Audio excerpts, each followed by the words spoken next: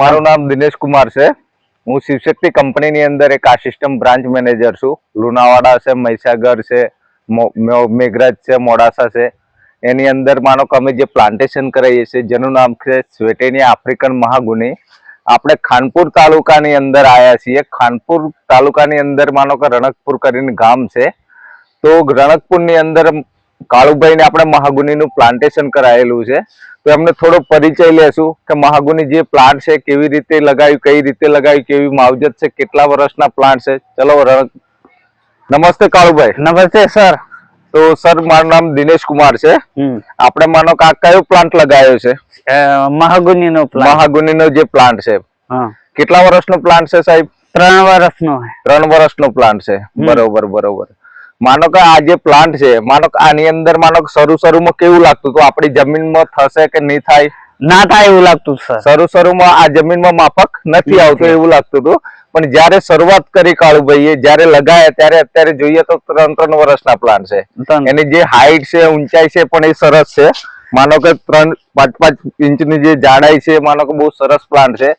તમને કાળુભાઈ કેવું લાગે છે? માનો કે કંપની કહે છે 8 થી 10 વર્ષની અંદર તૈયાર થઈ જશે, તો 8 થી 10 વર્ષે તૈયાર થઈ જશે? તૈયાર થઈ જશે સર। જી જી જી।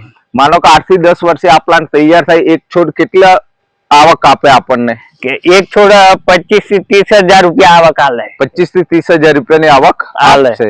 બીજું કે માનો કે 8 થી 10 વર્ષે 25-30 હજારની આવક તો આપે છે, પણ 5 વર્ષ પછી પણ એના ફળ આવશે, ફળનું પણ આપણને ઉત્પાદન મળતું હોય છે।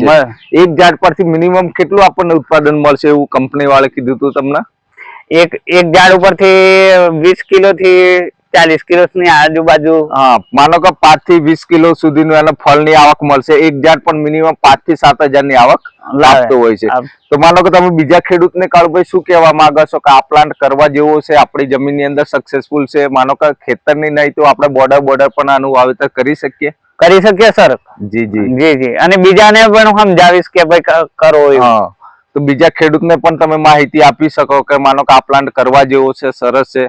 બીજું કે માનો કે આ જે પ્લાન્ટ છે, માનો કોઈ એવું કહેશે કે માનો કે ઢોર છે, બકરી છે, ભૂંડ છે, જનાવર ખાય છે, આ પ્લાન્ટ ખાઈ શકે છે? ના, કોઈ કશું જ નહીં ખાતું, કોઈ જનાવર નહીં ખાય। બરોબર બરોબર, સરસ સરસ।